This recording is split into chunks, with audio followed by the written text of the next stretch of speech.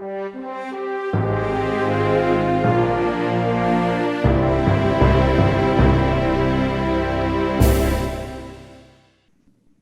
hello, everyone. I want to thank everybody for joining us. And this is one of our, well, it's actually our second coast-to-coast collaboration. And I'm very excited about it. San Diego and New York has teamed up for a second time here to bring this webinar.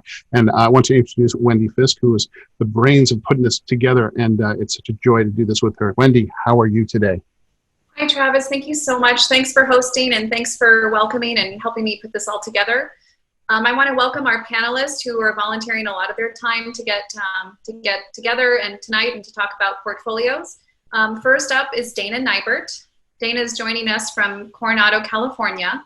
And Dana, do you want to give the audience a little bit of a background? Well, I guess this kind of sums it up right there. I mean, besides being a trophy husband, you got to be doing some other things, just little things on the side, no? You would think that after all these years, I would have like an official, like, professional bio, and every time somebody asks me for one, I write down make a bio, and then I never do it. And then, so when Wendy asked for my bio 2 weeks ago, of course, I just went to the website, copied that, and sent that to her, and then wrote down make a bio. But it's definitely fun, though. It's got a lot of good personality. That it does. Yeah, I mean, I just like making stuff, and I happen to use a camera professionally, so there you go. You do win a lot of photography awards, and you've got some really beautiful work. So thank you so much for joining us. I know your peers are excited to hear your expertise and opinion tonight, so thank you so much. Sure. And then we have Rosie Lakos joining us from Godfrey Dadich in San Francisco. Rosie's the director of photography. Rosie, do you want to say a little bit about your background as well? Yeah, I mean, you can read my bio, which I will profess that it was written by an actual writer, not me, so I'm not going to take credit for that.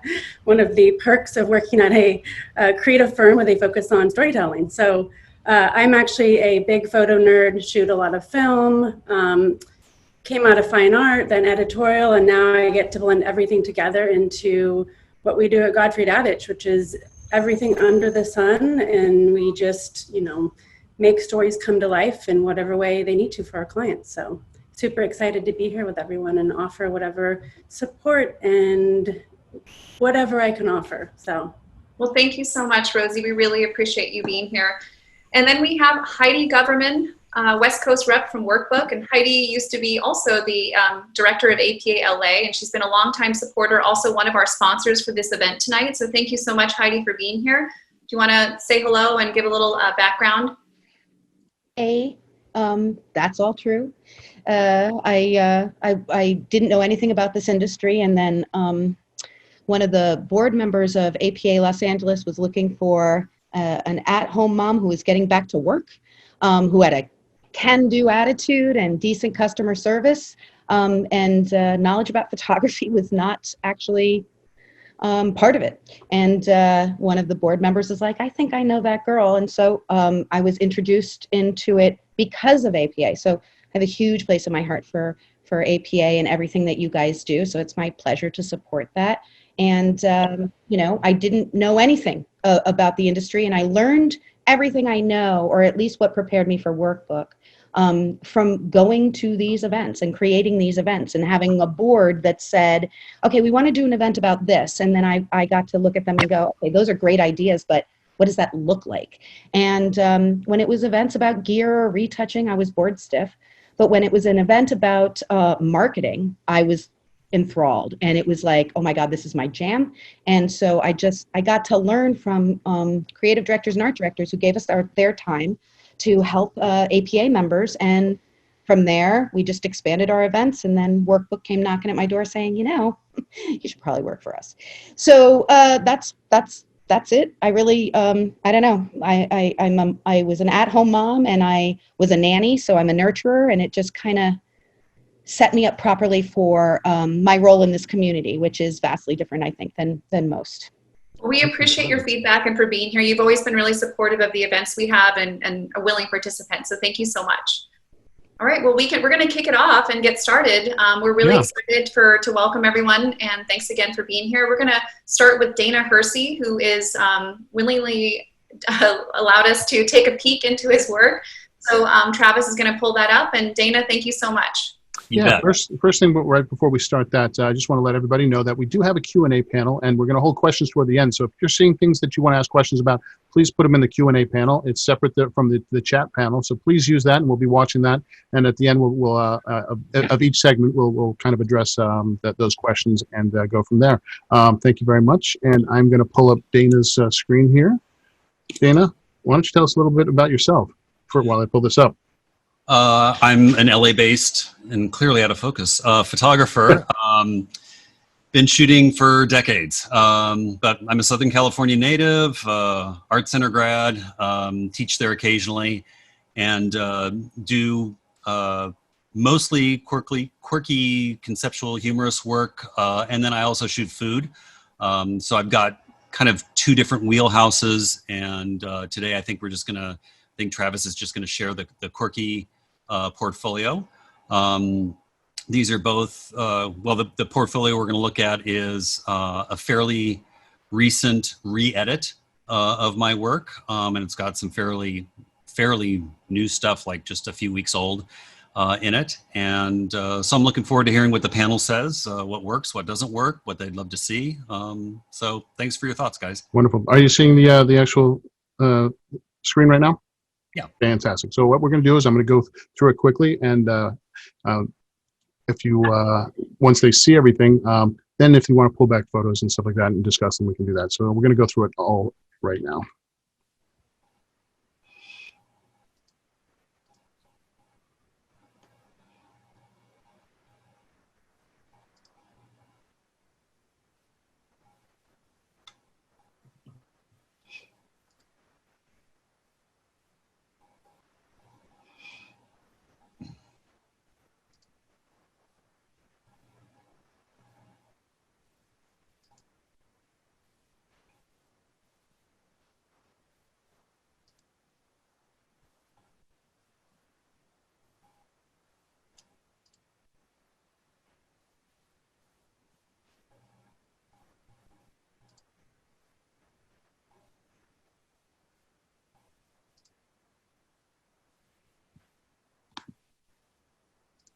And I was wondering if maybe you could, while we're looking at this, just to have your lovely voice talking to us while we're looking also. I just had sort of a question for you and just sort of something I want you to talk to, because you are obviously very experienced, have been doing this for a very long time, have a lot of work to sort of draw from. Just wanted you to talk a little bit about like how you have used these and how how have these worked for you, these portfolios that you kind of put together for yourself? Well, this is definitely a new iteration, as a result of COVID and not being able to do in-person interviews. So it's kind of pushed, I think, all of us to reevaluate how we present and how we're able to present when we're not able to be face-to-face with somebody.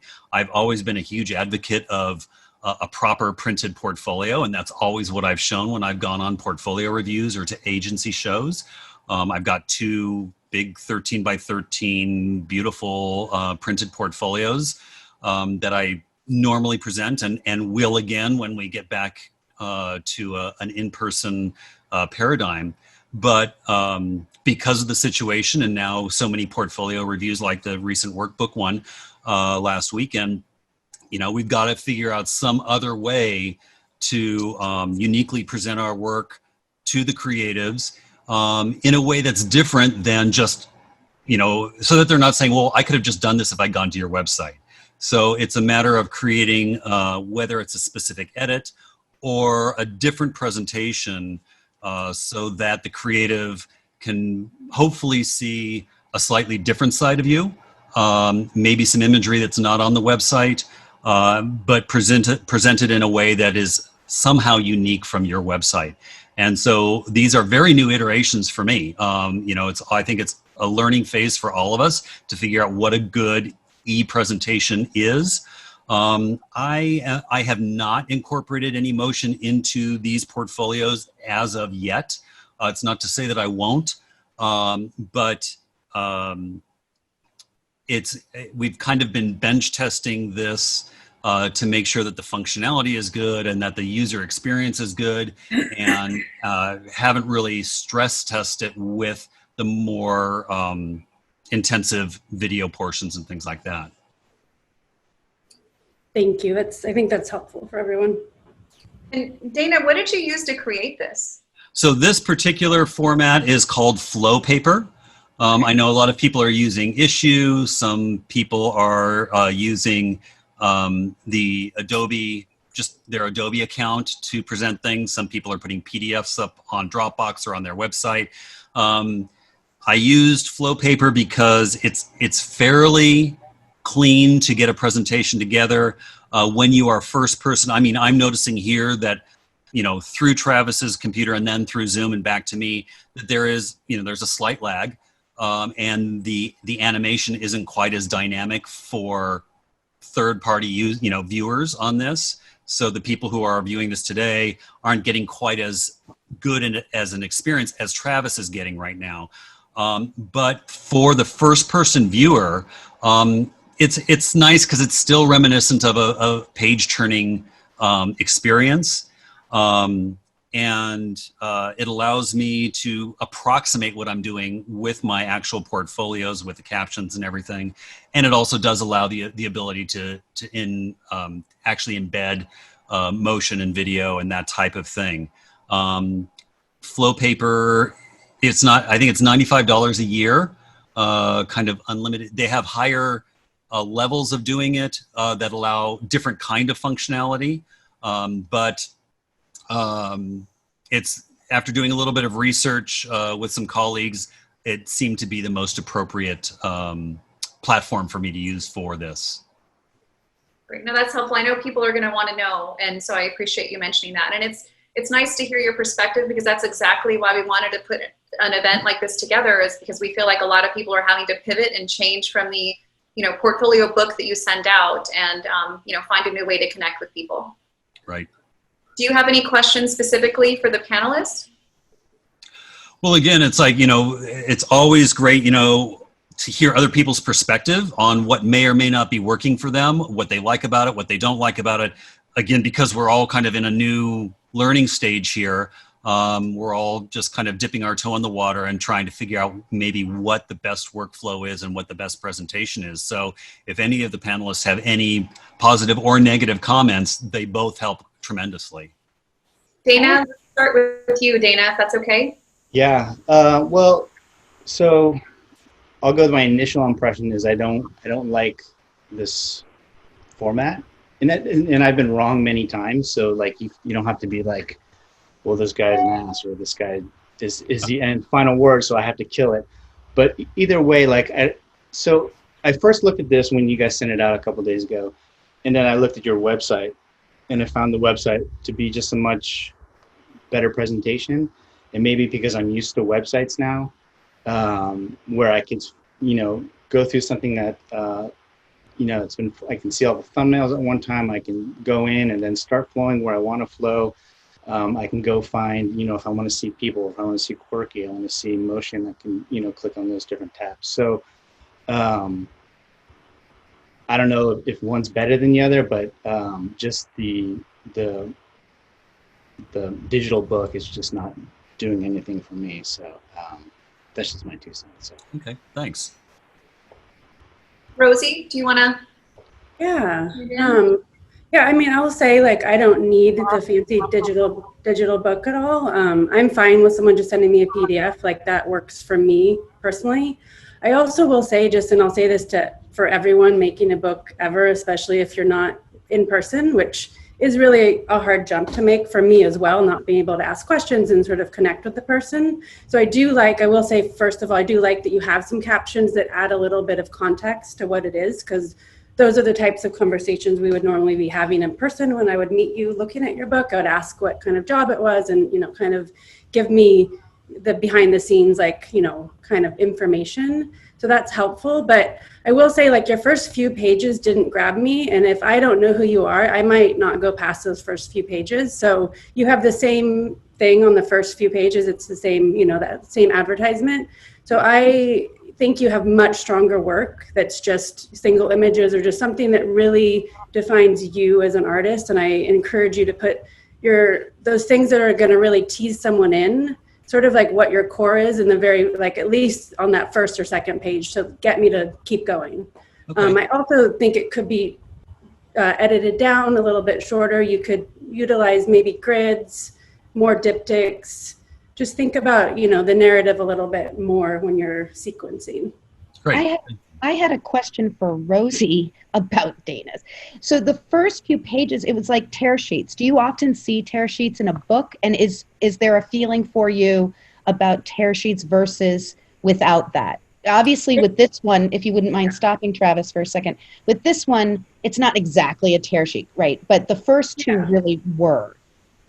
Yeah, they definitely are. And I will say it's not the norm to have a book start with those. If someone's showing me their book in person, I'm not looking at tear sheets. So I'm not saying it couldn't happen. I just don't know that it shouldn't happen in the very beginning, because it's probably not what's going to draw me in. Like I want to know your photographs. I want to know you, you know, before I want to know the advertisement. So if you saw those images without any graphics on them, would that change your perception?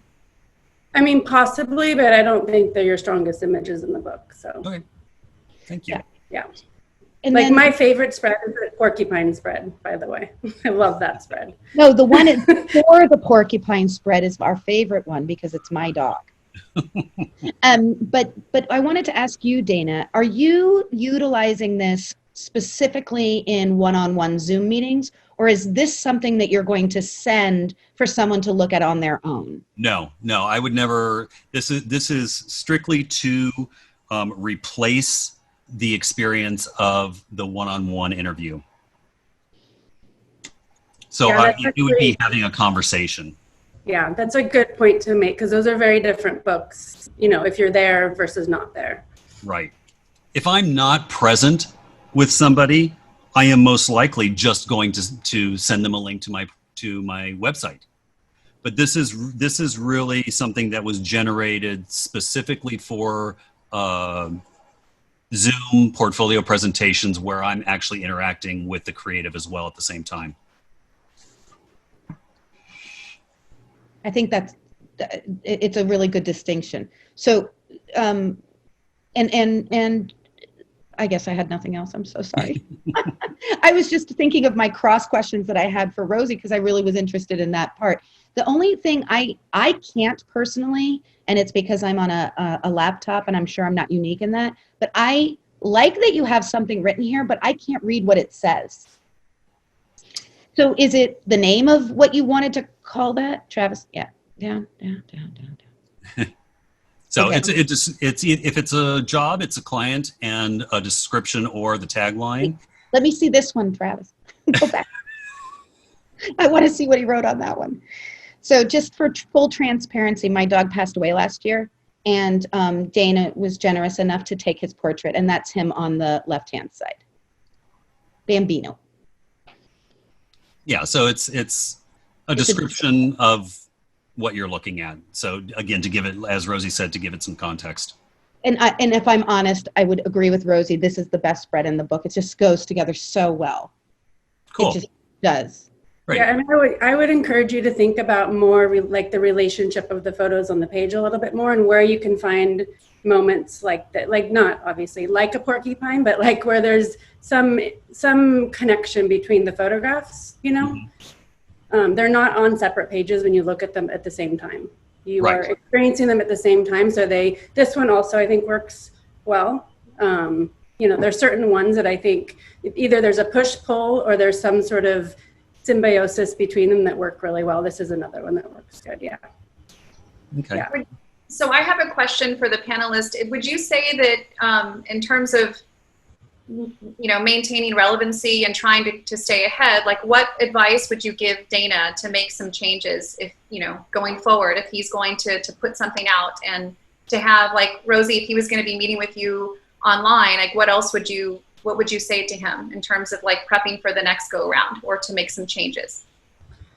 I mean, really just sort of some of the stuff I talked about the dynamic relationship between the images, and then know your audience is the biggest one. So do your research on who I am in my firm and what kind of work we do, and try to tailor, like if you are having a meeting, try to tailor that edit towards the person so that then the conversation can sort of grow from there. Right. What is the good amount of minimum to maximum amount of photos that one should put into this? I mean, it depends on how long the meeting is, first of all. I think, 20 is a good amount to start with. If you want to do more than that, it really depends on how much time you have with them too. If you have a half an hour meeting, it's going to be much different than it's an hour meeting, so I don't want to see probably more than 50 for sure. That's a lot. My sweet spot for a book is 35. It's a great number. Yeah. And for Dana Nybert, are you putting something like this together, or do you generally send potential clients or people you're meeting with a link and then you review that way online? I'm curious as to what you do. I have to plead ignorance on this because my agent does all that stuff. So I know that they send stuff out, and I know that they don't just send a link to the website, but I'm not. And I know they use some kind of online PDF viewer thing. I've seen a couple of them in the past, but I don't know exactly what they're sending out right now, digitally. Well, does anyone else have any other comments for Dana before we move on? You all good? Thanks, everybody. Thanks for the input. Thank you. Thanks, Dana, again, for being a participant. We really appreciate it. So next up, we have Inti St. Clair. Inti's joining us from Portland, but she is based out of Austin, Texas. Thanks for joining us. Inti, do you want to give a little background into your work and your career? Sure. So yeah, I actually grew up on the West Coast, and so I'm just traveling here, visiting family and stuff during this weird time. But yes, I'm based in Austin now, and I am a lifestyle shooter through and through, with some portraits and travel thrown in there. And let's see, I don't know, what else can I say? That's all I got right now. I didn't prepare a PDF for you guys because I added on late to this.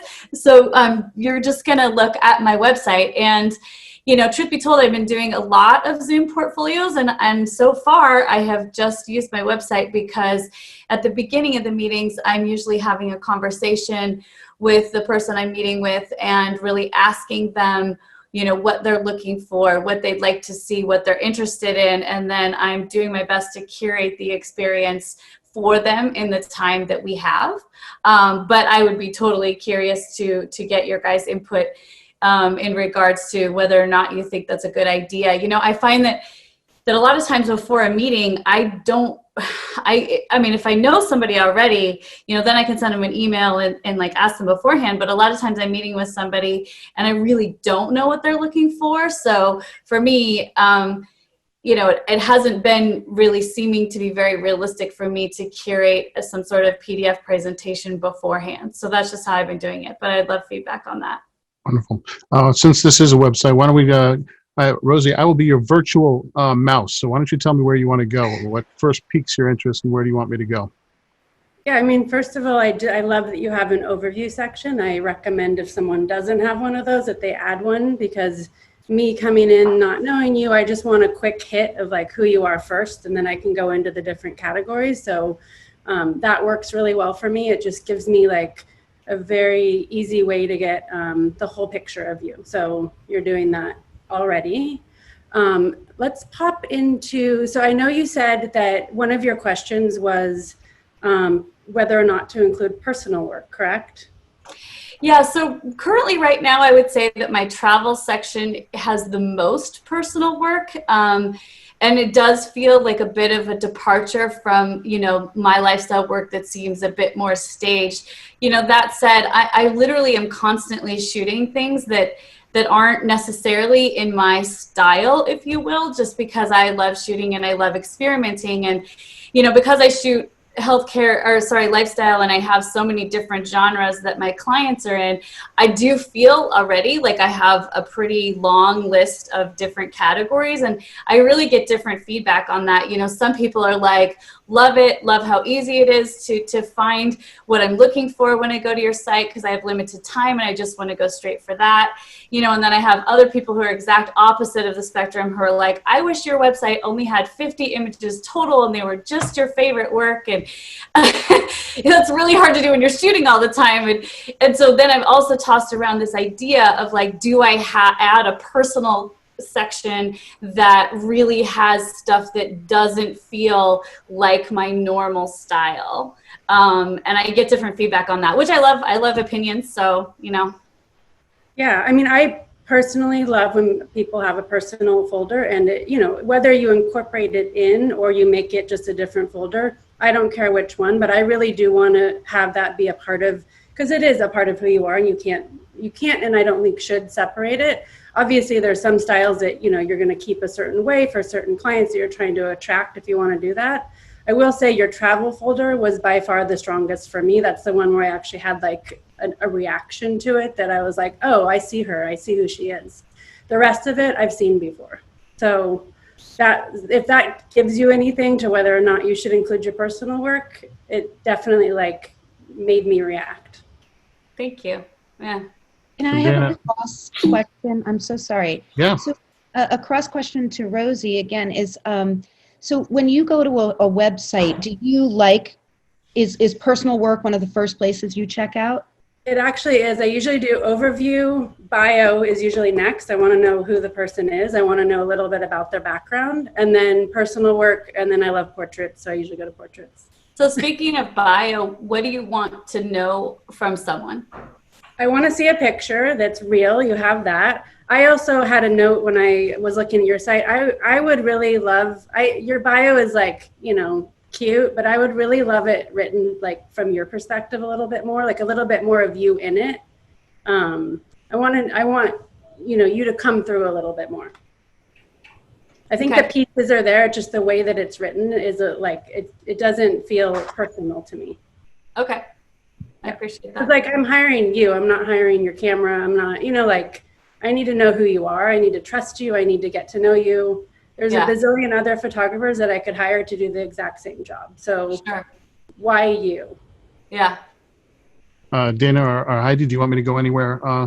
Well, it's hard when I'm navigating through you, but just in terms of that one thing that you said, Inti, about, you know, the size of your galleries and things like that.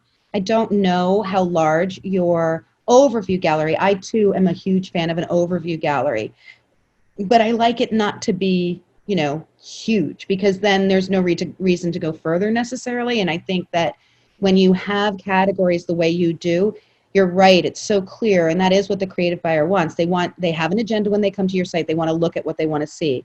I think or they're like Rosie and they want to see your personal work. Those are the two things I hear from creative buyers. So I think both of those things are really important, but I think you need to be mindful as to how big these galleries could be. And again, from this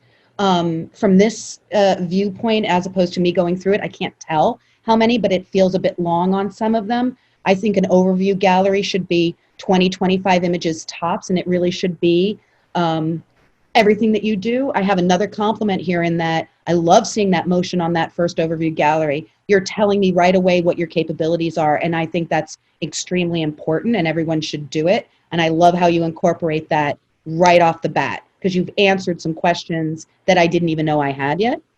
And I think that's important. But again, I would say, you know, when you have too many images, it can give a weird impression to the creative buyer that maybe you're trying too hard or you don't know what your direction is. If you can, as often as you add, subtract, I think it would behoove you to keep your gallery size, you know, overview again, 20 to 25, but each gallery should maybe be 35 to 45.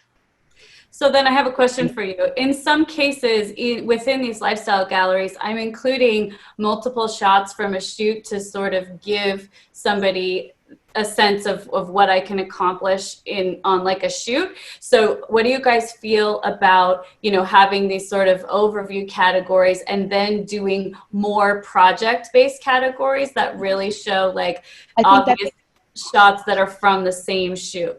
I think that's a very smart option, and you could call it projects, or you could call it, you know, case studies, so that the person who wants to see that overview of all of what you did for that client gets the thing that they need. I mean, honestly, it's always KISS, right? It's keep it simple. I always drop the last S because I think that's mean.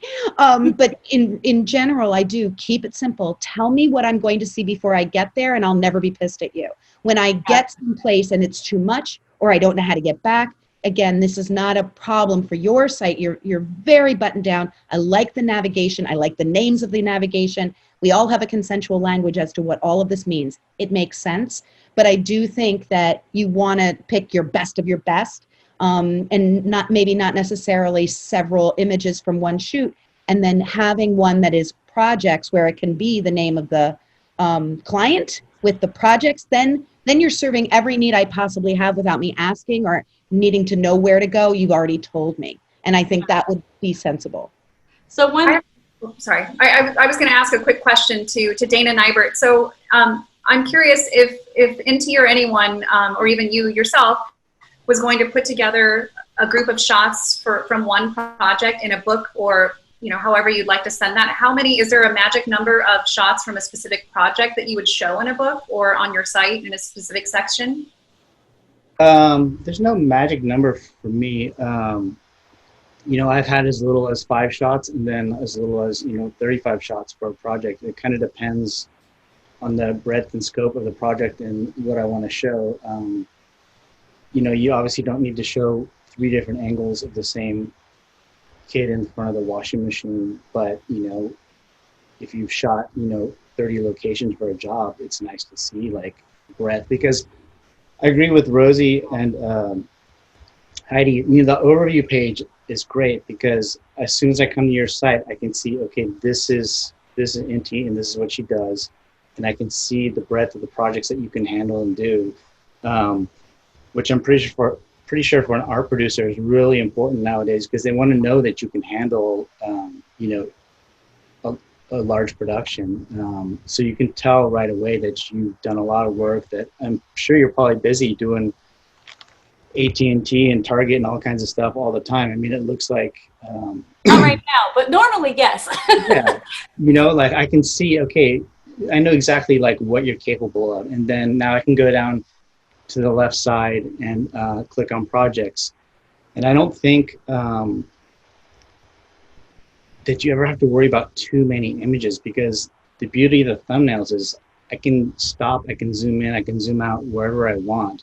So if I look at your overview and it's, even if it's 100 images and I get down to 30 and I'm liking what I see, I can either continue, or if I want to see something, I can go into people or portraits or whatever.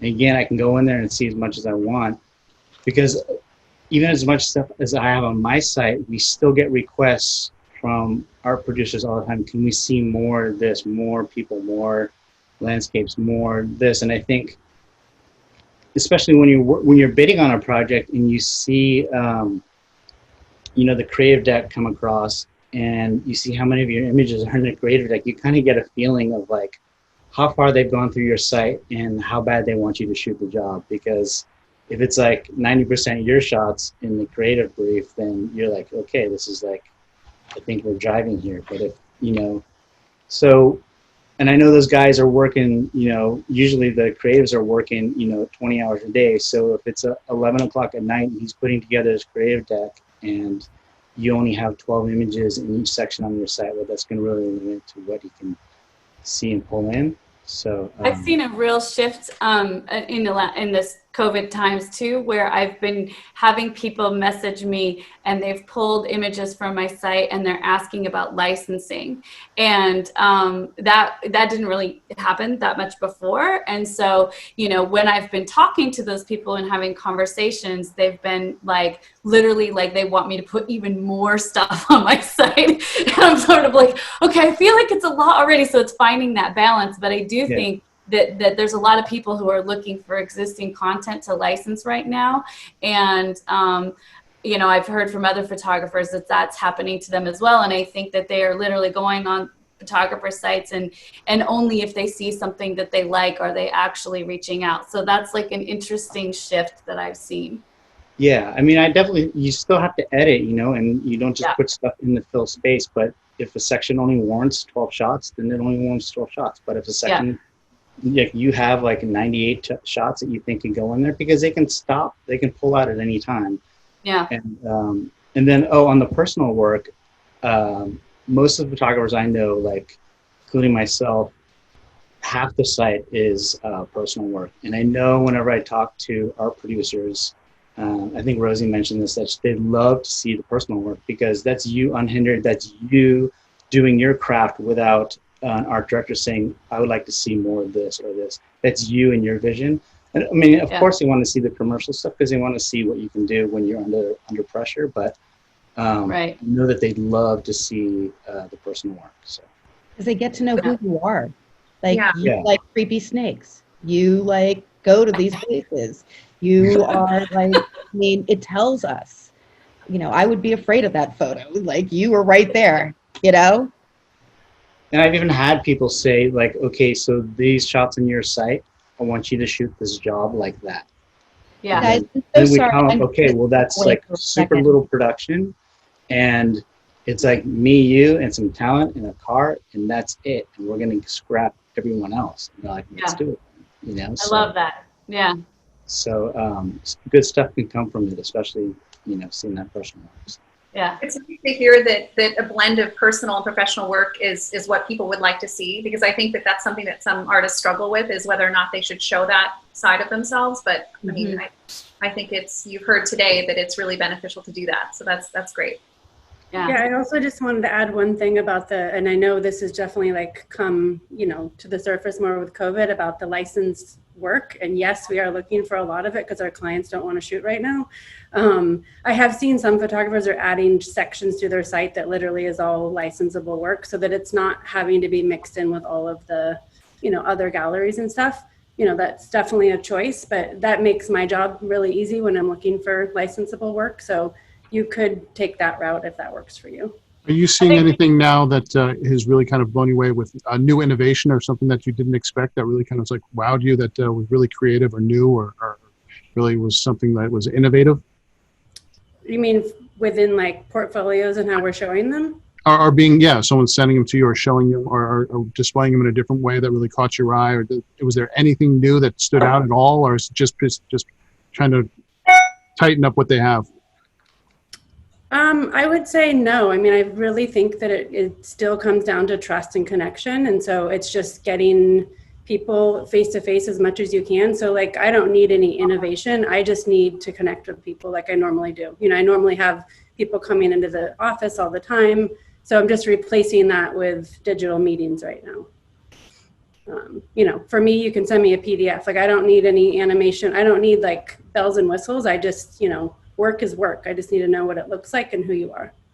Very good. Are you getting outreach that is showing you like proof of concept, showing you how they're going to accomplish, you know, the new things on the horizon?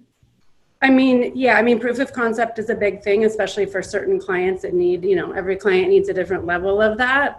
So I will say, if there's something that's not in your portfolio that you want to be doing, make it happen and put it in your portfolio, because I can't sell it unless I can show it to the client, you know, something similar at least that transfers over to that skill set. Would you say that now is the time to sort of be bold in the out of the box thinking about how people approach all of these things? You know, the question I think Travis was reading was from the chat, and they were asking about innovation and what the future is going to look like. Yeah, I mean, I think innovation as far as like how we actually come together and shoot is another whole conversation that I've actually done another webinar on like how we actually are going to like collaborate and how we're going to do that. You know, I've had to commission remote portrait shoots, and, you know, it's definitely all of those sort of things that I'm seeing people get really creative with. That's exciting. I feel like with any good art, you know, the more restrictions you have, the more surprises you get. And that's where innovation kind of comes from. So I feel like I am seeing it, but as far as like the actual way that we're viewing work, I personally haven't seen anything, you know, I'm not craving anything that I'm not getting right now. To know. Inti, did you have any other questions for the panelists? I don't think so. I think I thought of one, but I forgot of it. So I forgot it. So no, this is all really great feedback. And, you know, it's causing me to think a lot about how I structure things. And I think I'm ready for a web edit, and I'm going to change things up a little bit and see what happens. So I really appreciate it. Thanks, guys. I think your site is beautiful, though. Your site is beautiful. Thanks. Yeah, you really just need to like take some stuff away. You know, you have plenty of work. It's like, think Yeah. about. I get stuck in my head of like, oh, well, you know, I never would have gotten this job if this client hadn't seen this picture. And I just need to step out of that a little bit and figure out a way, like maybe on my bio where I can really communicate. Because the reality is that even me creating like this is licensable section on my site, I mean, it would have thousands of pictures because I'm shooting all the time, and that seems like overkill in terms of time investment for me and the return that I would get out of it. But some way to like really communicate, like, hey, you don't even have to be like bidding me for this job. Just ask me if I've got stuff. I'm always happy to put something together, even if nothing comes of it, you know? So I got to figure out how to work that in. I think one of the hardest things for photographers, in my experience in all my years loving them, is I think editing yourself is probably the toughest thing. It's genuinely. And to be fair, I always hire someone to help me do it. I mean, I hired, this edit is from November of last year and it already feels dated, and I totally paid people lots of money to help me do it. And I still feel like it needs to be changed. I think when you have You work, got some great feedback today and you feel like you know what to do going forward and make some positive changes. But everybody loves your work. That's unanimous. So thank you so much. Thank you very, very much. Any final comments for Inti? Anyone? Panelists? I think the work is beautiful. Thank you. All right. So next up, we have Jessica Foley joining us from New York. Hi, Jessica. Oh, hi, everybody. You're up. Thank you so much for joining us. And do you want to go ahead and provide a little brief intro to you and who you are and what you shoot? Sure. My name is Jessica Foley. I'm a photographer from Los Angeles, currently based in Brooklyn, New York. I have my degree actually in marketing management, but I decided pretty quickly that I wanted to pursue photography, which is why I actually came to New York. I shoot a bit of everything. I would say that I'm slowly trying to transition more into documentary style of whatever, whether that's, you know, editorial, fashion, etc. I just want the person to feel as though this is like a timeless thing. I also forgot to mention, actually, I'm the regional director for APA New York. Hey, Travis. And yeah, I got to work on that elevator pitch. Honestly, it's got to get better, but that's me for now. And you're looking for what type of feedback from the panelists? Like, what do you want them to really hone in on? I actually am transitioning my websites right now. So, and I'm trying to create a better digital portfolio in general. But for now, I just have like a landing page that I'm kind of using as my draft. So this is the perfect timing for all this. I'd like to just hear if I need more, if I need less. I'd like to hear more about the flow of my work. You know, kind of like Inti, I shoot a lot of stuff and I usually include too much. So in this landing page I sent you, I actually cut out so much. I have like close to nothing compared to everyone else. So feel free to hop around my website if it's not enough to talk about. But yeah, I just want to hear about flow. I shoot both digital and film. So I always struggle with if my work looks cohesive. So just things like that. Just like to hear what people think. All right. Well, we'll get right into it. I think it looks cohesive. Thank you. I mean, it's the same eye. You can see you. I can see you. Yeah. That makes me happy. Yeah, I agree with that. You had asked that question and I hadn't noticed that there was a difference. So there you Right. go. Okay, great. Exactly. That's where I was at. Mhm. Rosie. That makes me happy. Thank you. Yeah, I think a new website is good because, and I know this is like a mishmash kind of stuff, but when I first went to your site, in the home page, the home section, I think it really sells you short because like once you get into that feel-off story and some of the other client selects that you have, you can just see like, wow, this is amazing like your work is beautiful. Like I look at that and I go, wish mine was more like this. Like it's so organic. But when you first click on your site, it's that first impression, and you just had like 3 small black and white photos, and they were nice. But I think there's some stuff deeper in here that was better stuff. And you know, I think just putting some of your best stuff forward just to draw people in, I think will help you a lot. Because I mean, these stories are great. I mean, like all this stuff right here is just, this is amazing stuff. So. Thank you. Yeah, actually, I was taking notes throughout this whole thing, and I'm really inspired by having a better overview section. I definitely need it. I'm transitioning to format, so I'm going to do a whole flush out, and I need to update it like most of us. But I'm glad you're saying that, because it's definitely on my list. Yeah, because I mean, just like this section here, like as an art producer, I could see someone wanting you to take this and shooting an editorial, or taking that and shooting like a Miller Lite campaign, you know, like it's just a really good look. And I think, you know, I'm glad you said that, because specifically with this section, I actually, because it's like more sports based, I was kind of unsure if I should add it to my website, because I'm not like a sports photographer per se, but I think where I add it because I feel like I want to show that I can tell stories through any, you know, style or whatever. So I added the sports thing because that's kind of what my goal was. So that's another question I have. You know, I have music on here because it just happens to be something I end up shooting a lot. I have sports, I have fashion, and I just want to know, like, am I spreading myself? I've received the critique that I need to minimize it. And I do agree with that. I'm wondering, like, to what extent do I need to cut down? You know, like, is the sports stuff too much? Is the music stuff too much?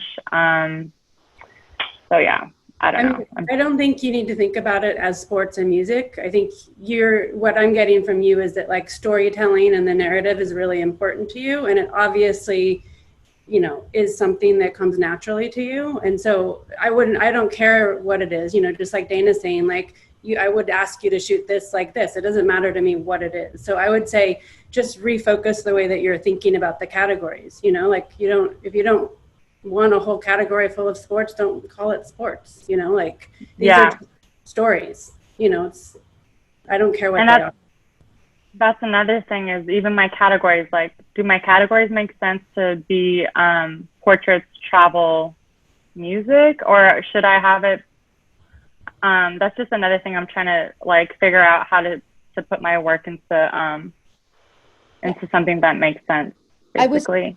I was thinking that one of the things that I'm wishing that I had was that overview in that a bit of everything you do in that 20 to 25 image, giving me an overview of everything you do, because it's not until I get into your select client stories that I'm seeing this huge amount of work, which I like. It makes sense. It's beautiful. So I almost would say, like, just like we said to Inti, yeah, have a few stories so that we could see that what you did for that client. I think that's smart. But also having maybe 1 or 2 from each of the stories inside the categories that make sense for me to look at. You know what I mean? So, and I also am yearning for a tile view, so that I wrote that in my notes. Yeah, like yearning for it, because that gives me this bigger sense of it's a little bit of a cheat sheet on my part. Like, instead of going left to right and going through each image, but that's an impatience that's been bred into me in an organic way. It's not who I make my entire living off of talking on the phone, and I now no longer want to type in phone numbers. How absurd is that? But it's been bred into me to have less and less of an attention span and want my information in a much more overview fashion, so that I can digest it and get a better sense of you in a quicker manner. It doesn't mean I'm not going to look. It's actually going to engage me quicker to look further. Yeah, that makes sense. Yeah, I mean, absolutely. it makes sense even just how we scroll naturally. You know, I feel like... well, we're being trained. We're literally, by social media and our experience of how we digest entertainment, not just you, not just the buyer, everybody on the planet is being trained that this is how we take in information. We're also being trained that we're taking it in 6 seconds to 30-second bites of information, whether it be social media or whatever. So if you think like a consumer and the way you want to digest information, it's a natural progression. This is I love that. I mean, your stuff is extraordinary. You've got that raw, young, awesome approach to things that is so viable and awesome. I think just you're on the precipice of reorganizing. If you just did those few things, I'd be falling over you. Thank you. I'm writing notes, by the way. Your work, it's memorable. Like your style is very defined, which, you know, either it is or it isn't. Yours is. So I feel like with a good edit and just sort of a little bit more focus, you're there. You have the work. Your portrait gallery is like phenomenal. Like it shook me. Oh my gosh. Your portraits are like, to me, you working with people, I can tell that's like a sweet spot for you. It comes through in the photographs. The connections that you get, the realness, the comfort. Yeah, it's all there. And then, you know, the grid, you know, coming from being a film shooter, like you are, like I am, like a lot of people are, like the grid is natural to us. It's a contact sheet. So when you're also making your thumbnail grid, think of it as a whole piece. Like when you're editing, you know, the single pieces, they're going to get one slot into the grid. Like think about each of those, just like, you know, your Instagram grid should be thought of the same way, because it's free marketing. Don't forget where I go first. Yeah. No, it's true. I actually am so obsessed too with the aesthetic of my Instagram grid, which is probably. But you should be, because if you have one tiny swipe of my attention and then I go somewhere else, like it's probably in 6 seconds. Honestly, I'm so, you know, saturated. And when it's a website, you have 1.5 seconds to keep the creative buyer on your site. Which is why the page is my best friend. So give it to me. But I do like to hear that, Rosie, about the Instagram, because I know a lot of photographers ask that question, like, do I really need to focus on my Instagram? Are people really going to come here and look? And I think that some people still don't believe it, but it's nice that you're reiterating that, yes, you do look at it and it makes a difference. So. Yeah, I mean, and also, like, I want to see who you really are on your Instagram. I want to see more BTS. I want to see this. It shouldn't be as curated, but it should be in the same caliber and should be, you know, on brand for you. You should feel the same, like it's the same person. Yes, I can see a little bit of your personal life in there, but I don't want to see a lot of it. If you either split them completely, but you know, that's a choice. That's totally fine. And a lot of people do that, or just add a little bit in that just tells me a little bit about who you are. I don't want to see too much though. There's a recipe for Instagram, a mixture of assignment work, crap you find, and BTS. Yeah. That's what it should be for you guys, and well paginated, because they want to see a slice of your life, but they don't want to see you getting drunk with your friends, right? So, you know, and that's a huge turnoff, right? So they're just the mixture that tells your personality. That's why it's social media. That's what they want to get who you are. Yeah, I mean, just think that a lot of clients after a job, if you travel to them, they're going to want to follow you on Instagram. Like, is this what you want your clients looking at? Yeah, or potential clients. Yeah, absolutely. Yeah. Thank you so much. Does anybody have any other comments, final comments for Jessica? Beautiful work. Very personal. I love yours. I love the fact that when I look at the work, I get a feeling for who you are. And that essence is the thing that you need to try to keep in what you're showing and presenting. And then you can have all your other stuff too, which is beautiful. But that essence, like you have a look to your stuff. Do you edit it yourself, or do you have somebody else work on it? I do. I do everything myself. I scan, edit, everything. Yeah, and you're obviously not that affected by the commercial world, which is great. So when you start to get affected and you start to get a lot of jobs, and your jobs take on a certain look because that's what clients want, that's what you have to fight, is to keep personal work looking, you know, and your work looking like you, and not letting it look like all the different people that I call it have stepped on it to get it to where they need it. Yeah, that's the challenge.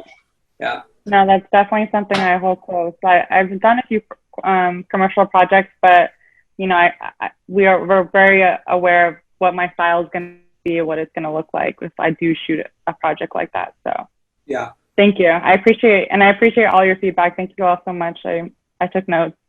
Thanks, Jessica. You're welcome, Jessica. Do you have any other questions or anything for anyone? You guys kind of answered all of them. I mean, I am trying to get more into documentary. You know, I want to do more long-term projects, more stuff that's really meaningful. And, you know, I started shooting the protest, for example, and I just felt really called to do more stuff that means something to me. So I'm just trying to find like that transition and into the world, into that world. So anyway, that's just, the feedback was great. And if you guys have any more feedback, I'd love to talk to you more, maybe offline.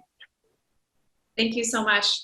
All right, well, that brings us to our last presenter, George Camper, joining us from Miami. Is that where you are, George, tonight? I actually live in Wilton Manors, which is Fort Lauderdale.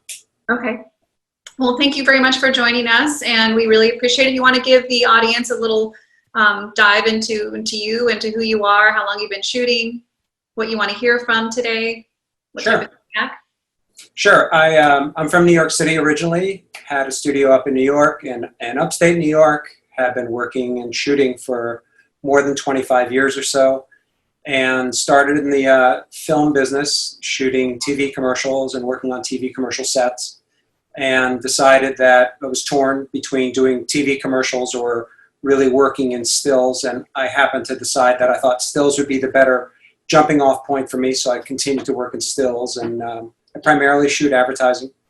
And honestly, I'm at that point now where I find it super rewarding to connect and do projects that I'm completely, you know, in love with and connected with, and that's kind of where I'm trying to move towards more and more and more. So I appreciate you guys when you're doing your, you know, your personal work, and you can see it, it comes through, you can feel it. I think as you stay in the commercial world longer and longer, for me anyway, I find that it, you know, wanting to please the clients has become so important that you have a tendency of sort of losing a little bit of yourself because they've seen something in your book that they want, and so you work towards that even if it isn't what you personally would necessarily want to do, because, you know, I consider myself a professional and I'm being hired to solve a problem as opposed to just render my vision. So it's a challenge for me. So what I'd like to hear is, you know, I'd love to hear you guys see what you say about the book, and I don't know if you've seen my site or anything like that. All right.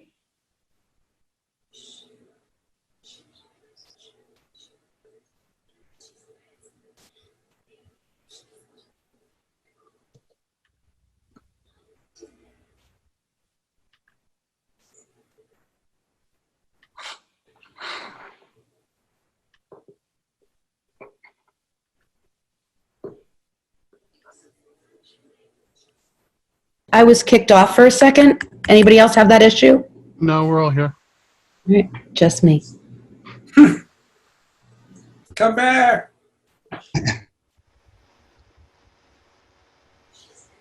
So I went to your site also just because, like I said before, this digital book is kind of, I'm not loving that so much, but I think your site is great. You know, like Inti, you know, you've got a really good, someone goes to your homepage, the first overview, and you can really see, you know, what you do, your experience and that stuff. So, you know, it really sets the tone, and they know what they're getting into. And then just have you have everything broken out into, you know, some work, some personal work, some stories, stuff like that's all good.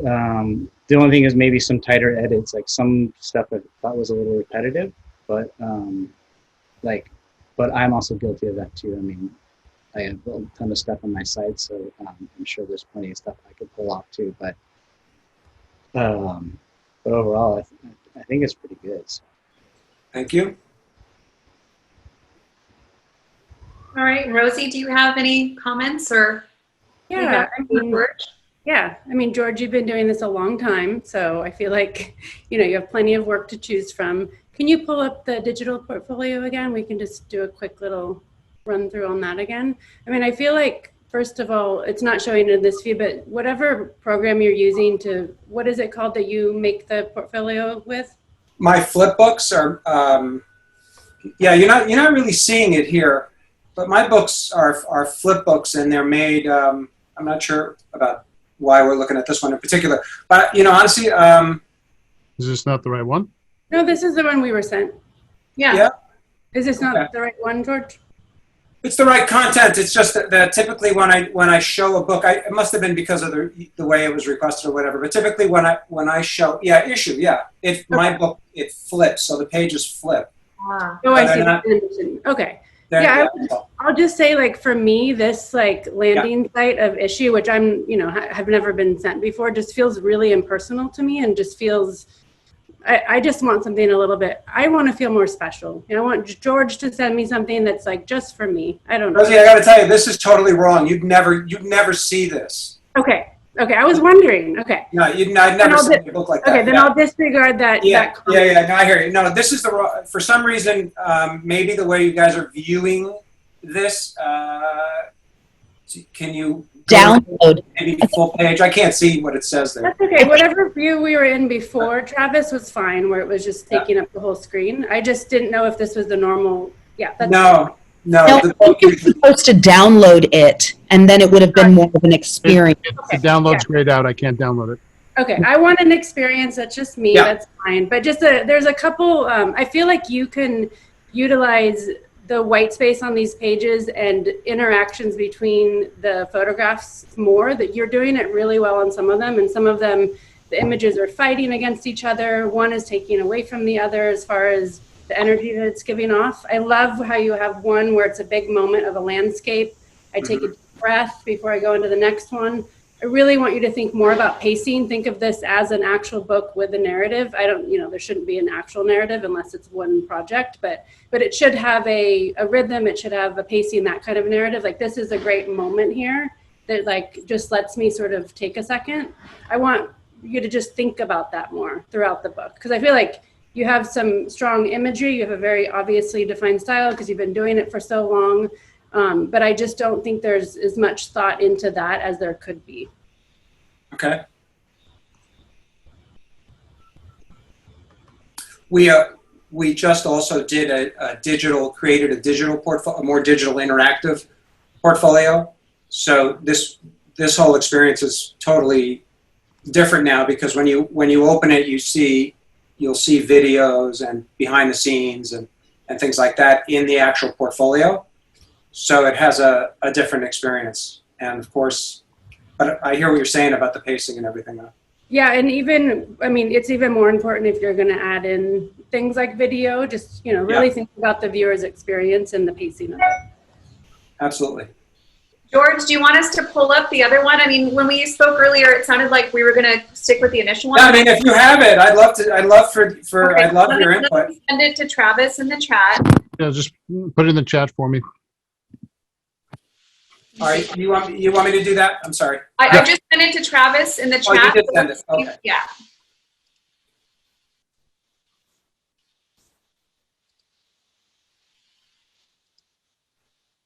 Can you see this? Yeah.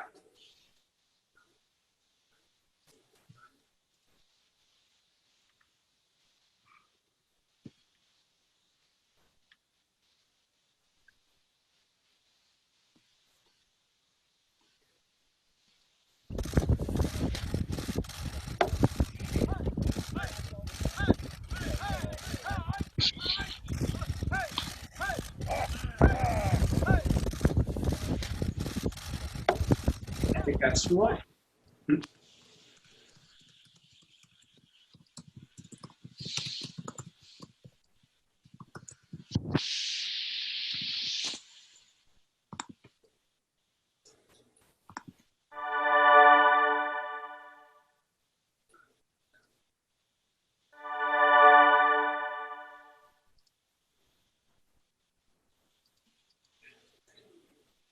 Yeah, that arrow gets lost a little bit.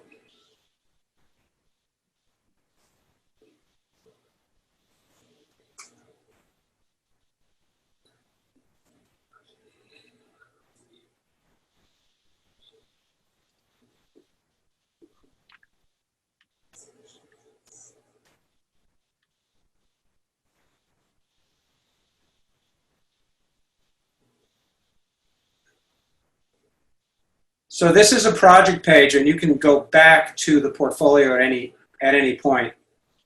You don't need to necessarily go through the whole thing, right? So you'd have to go back to the original link.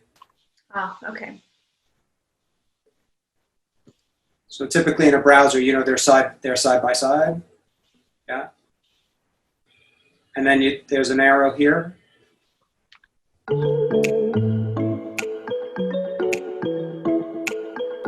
I love this. This is great.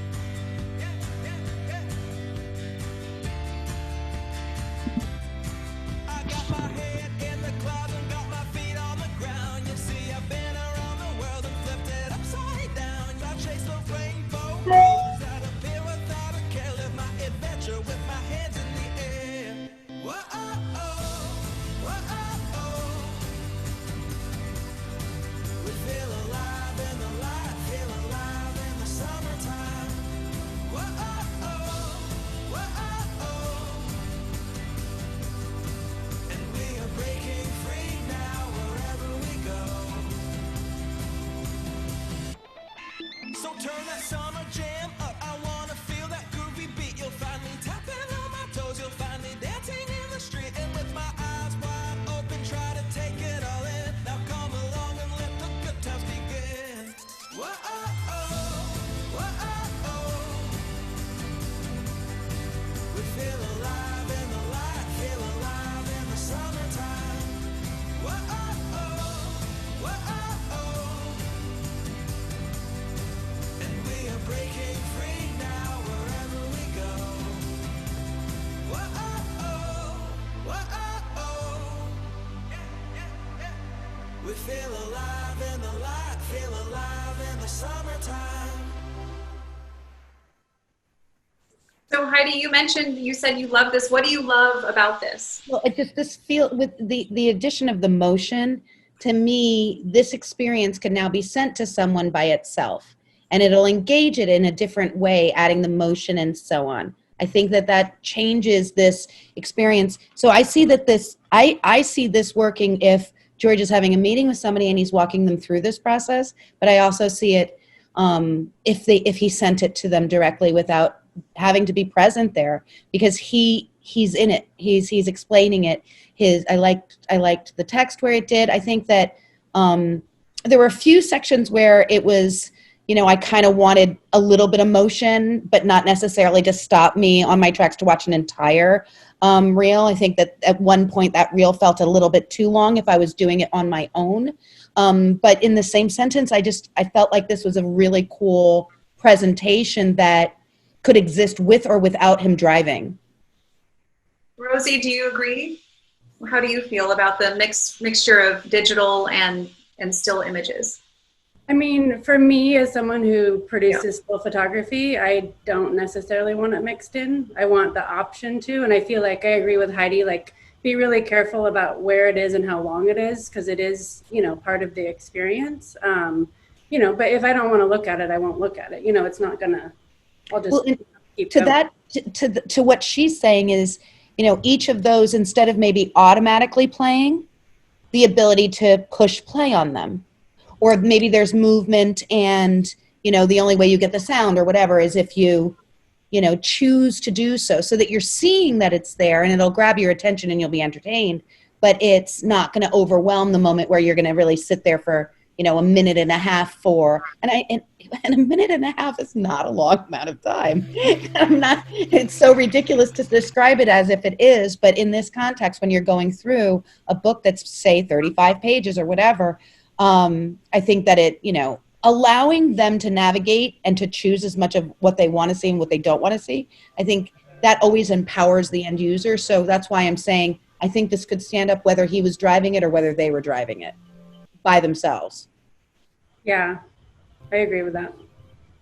My hope was that, people would look further into a story if they wanted to, but not, because you can turn the sound off on any of these at any time, and you can obviously forward beyond them at any time. So you might flip through the book, see something that might be interesting, and say, oh, that's interesting.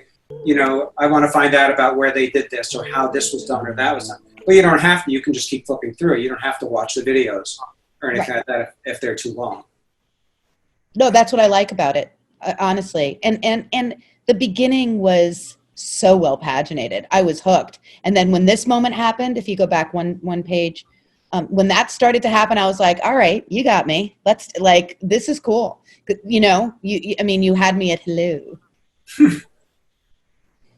Dana Nybert, what do you think? I don't mean to beat the dead horse here, but I'm still the web page advocate here. I think everything that you accomplished there, you could accomplish on the web page, but it's just having the grid, I think, is really important. Yeah, could we go to my webpage a second, please? Is that possible? Just put it in the chat. GeorgeCamper.com. You need me to send it to you? No, I can do it. And even if you wanted to do, say you're making something just for Rosie, because Rosie says, hey, I got this project, can you send me something? You can make a whole web page. Sure. The private link. Yeah, for sure. Yeah. Together all your images and pop in a video or two. And, yeah, we just found out about this application, that we tried to use just a couple of days ago. So this is like 2 days of work, old. And what application is this, George? It's an Adobe app, and I think, but I don't remember the name of it because I work with I have a full-time person that works with me. So they know the app better than I do. Honestly, I don't remember the name. And this is a change because the initial thing that you shared is a little bit different. So is this kind of the direction you're going to be going in terms of sharing something like this? I think so. And of course we'll focus it on different, different types, different specialties, let's say. So I mean, obviously starting with the horses and all that stuff, that might not be the right approach for, a lot of different types of, folks. I like that because it's a part of me that, I love traveling and going out west and all that. Can I get this link in the chat? You said that you sent it in the chat, but I think you sent it to them. I'd love to navigate it myself and really, see it less disjointed and unless you wouldn't prefer to share with. No, that's fine. No. I can send it, I guess. I'll send it to the panelists. Okay. Yeah.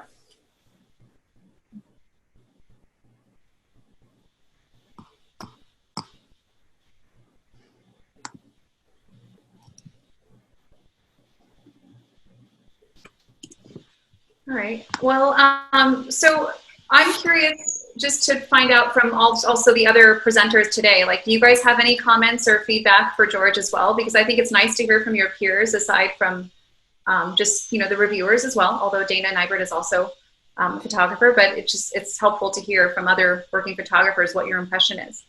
I really, really loved the photos or the series that you had at the horse stable. I think of all the images, personally, it really struck me, and I'm glad that in your slideshow you put it first because it really grabbed me. And yeah, really beautiful images. Thank you. Yeah, these are beautiful. I like the one with the horse in motion. It's really cool.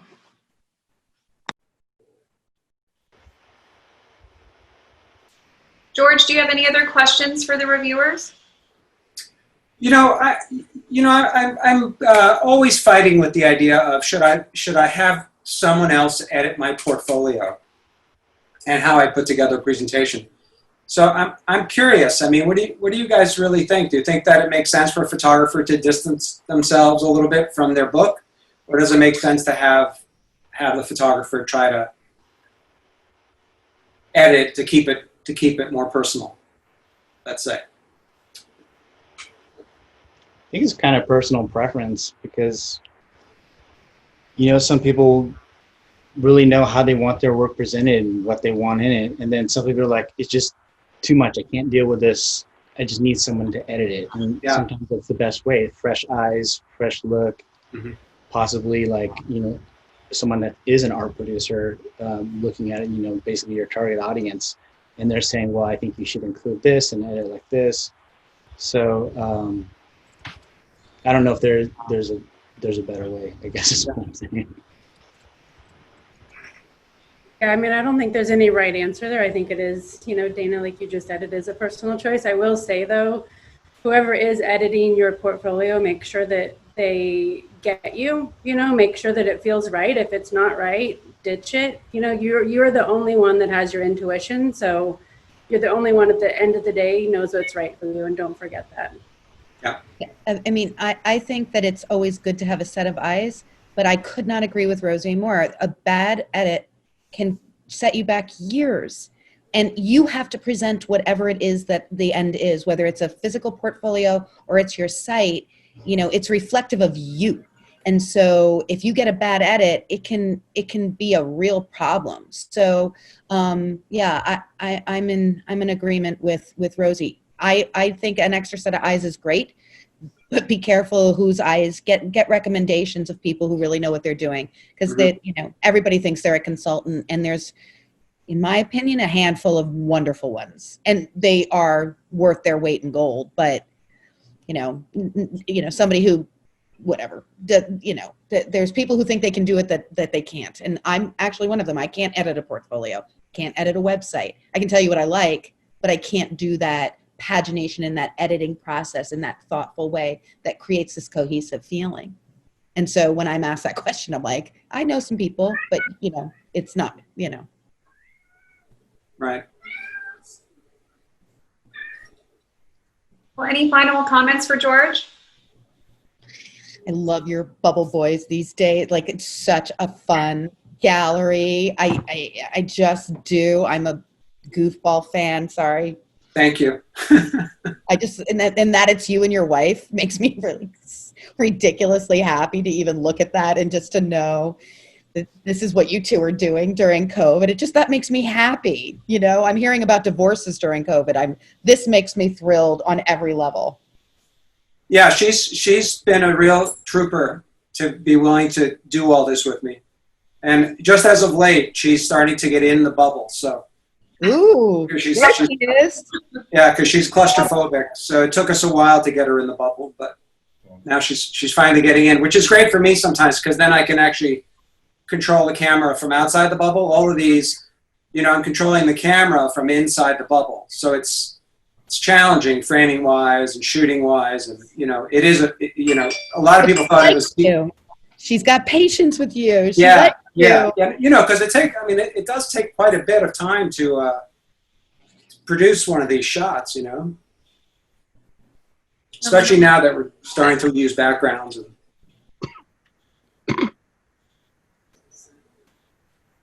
Well, thank you so much for sharing your work with us, and I feel like we can open it up to a few questions if the reviewers are willing to spend a little bit of time answering a few questions from the audience.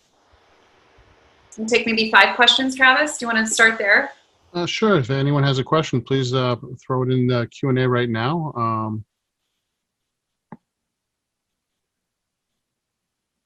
Or we can raise your hand and bring you in live. We got one there that from Kevin Steele. How are you best seeing the integration of video and motion graphics into the digital book? Sort of what we saw right there. Yeah.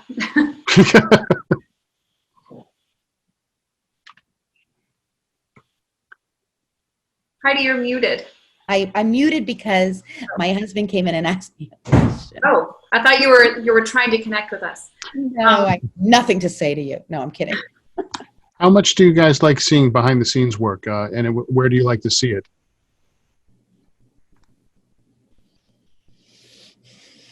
Good question. I'm just trying to think in my mind, like, how valuable is it? I mean, that's the question I would ask myself. Like, what is it giving, me being on this end of it? What is it adding to your story? So I don't need to see it at all. But Is it something that on Instagram you would want to see, or no, you just want to see the grid? And yeah, Instagram's a perfect place for that. I mean, I don't want to just see all of that, but yeah, I think that's where I do want to see it if I'm gonna see it. And then I want to hear like process, story, context. Who are you? How do you deal with things? I actually have a follow-up question on that. Do you ever watch people's highlights, like when they have, categories and stuff? Depends on how long they are and how buried they are in there. So usually no. I don't have much time. Which means you should be posting regularly and everything should be really easy for me to find. True.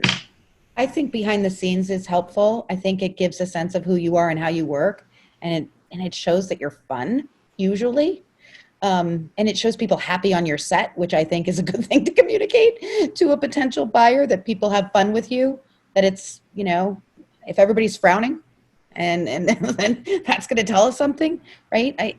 Anytime you can communicate your personality, and Rosie, you certainly can correct me if I'm wrong, but what I hear so often is that your personality, who you are, how you're going to be, who they're going to be married to, matters a lot. And so anytime you can communicate that, it's important. That's why when somebody else takes over your social media, it doesn't work so good. You end up losing followers. Because you take the you out of it, right?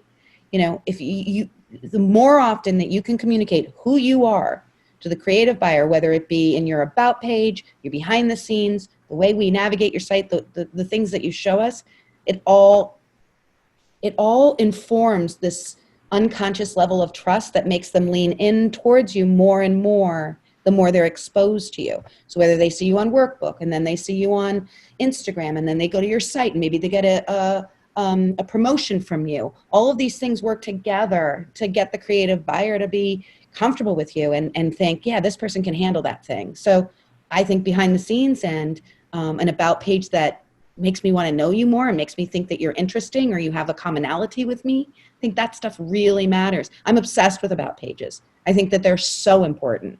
And there's only a question, and I think each one of you could probably answer this because it's probably going to be a little different. What's the best way to get a meeting, especially right now? Do we send a digital portfolio through the email, or should we just reach out with a hello email, send a website first? What's your preferred method of connection? Email, social media?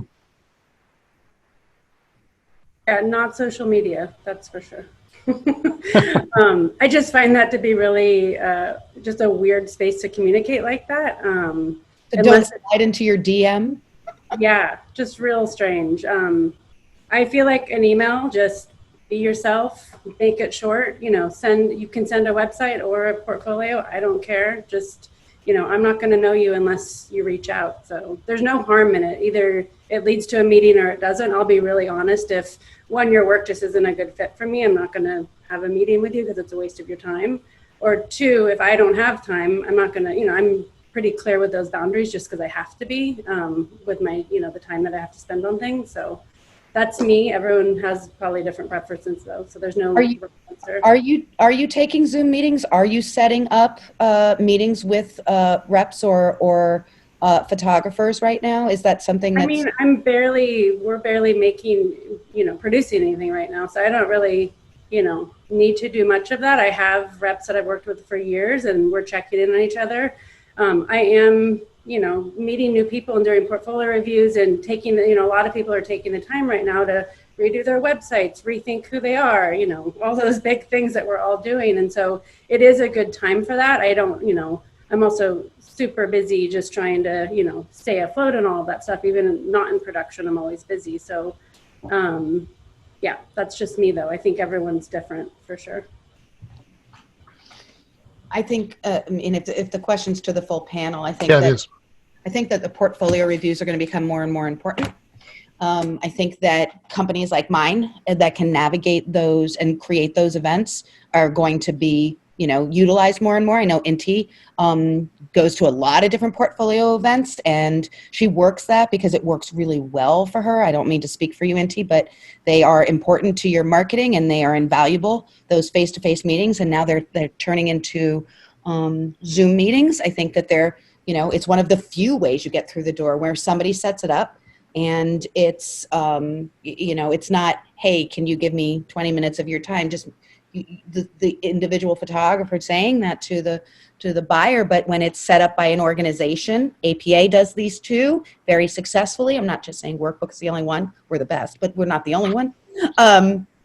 But I do think that those are going to become more and more important because we can reach out to a ton of people, get them in one space, and then consolidate the time that you spend doing stuff. Because you could make an entire life's work out of just that. And you have to create imagery, and you have to social media, and you have to market, and like the list of the stuff you guys have to do is endless.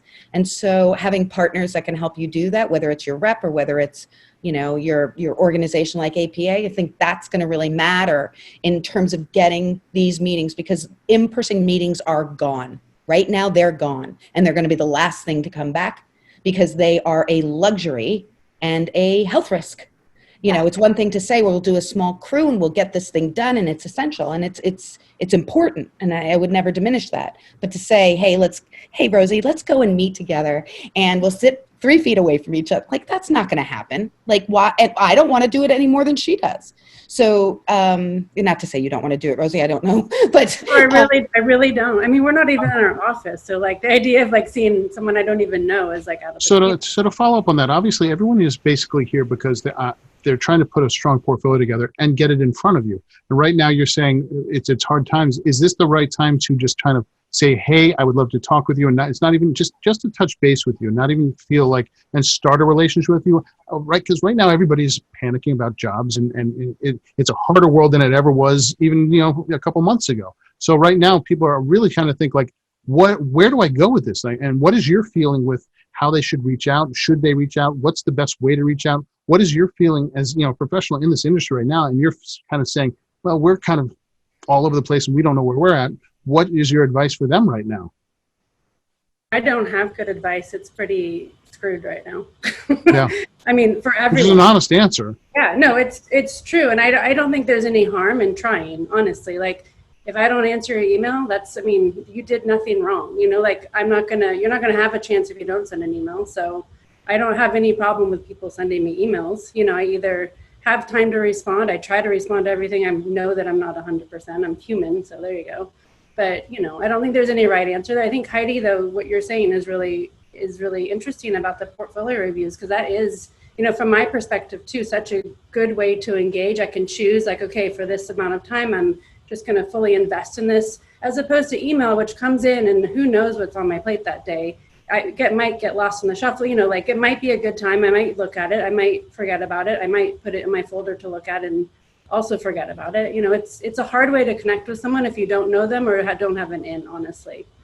So Rosie and Heidi, both are to both of you, you're kind of coming to this from different perspectives, but if we're going to proceed under the paradigm of, Zoom meetings are going to be the new portfolio reviews, they're not going to be in person.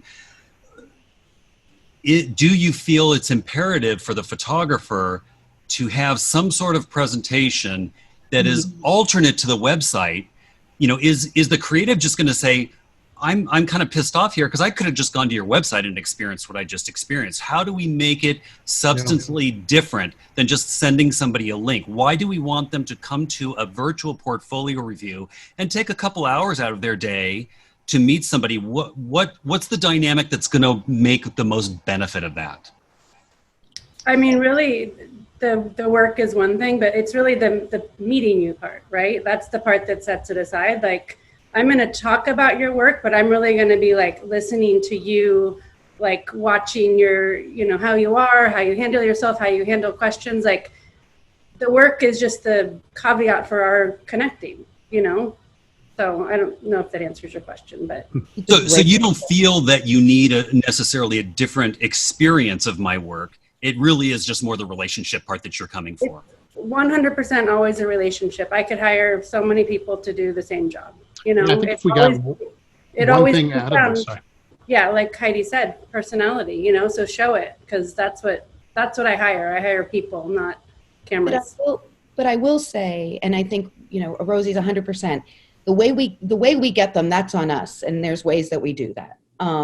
But the larger point is about creating the connection. So when I was asked by my photographers, because we just did a test run on this, and Dana, you were there, and there was a lot of cool stuff that happened, and there was a lot of scary stuff that happened, but it was very nerve-wracking for a minute there as the organizer, who's going to show up, who's not going to show up. When the reviewer doesn't show up, it's a nightmare, and it's like, "Urgh." Or when the artist is like, how do I get here? Like, there was a lot of stuff that really was tricky, but the relationship matters. And I think that when you put the effort into a unique presentation that's separate from your website, the way George has, the way you have, you're showing us that this matters to you. So even if you get into that meeting, so when I was prepping my guys, they were like, what do I do? And I said, some people are doing flip books. Some people are having folders on their website with a more depth of their archive.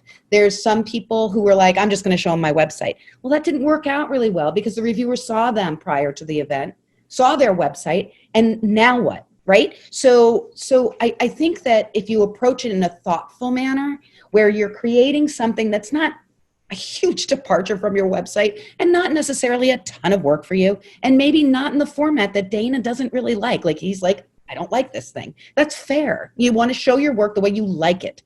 But if everyone is thoughtful to create something that's going to foster the engagement between you and the creative, you know, letting them see who your work, but letting them see who you are, whatever that looks like for you, that's what you should do. Your book, I think, looks really beautiful. You know, I think, George, as I said, the reason I said you could drive it or they could drive it is because I was thinking of the two ways you might deliver it. One being in a portfolio event, and one being, hey, look at this cool new work. I want you to see me, or whatever, you know. So I think both of them matter, but anytime you approach your creative partners in a thoughtful manner, it's going to resonate with them that you are a hard worker and you have this ethic, and they're going to lean into it.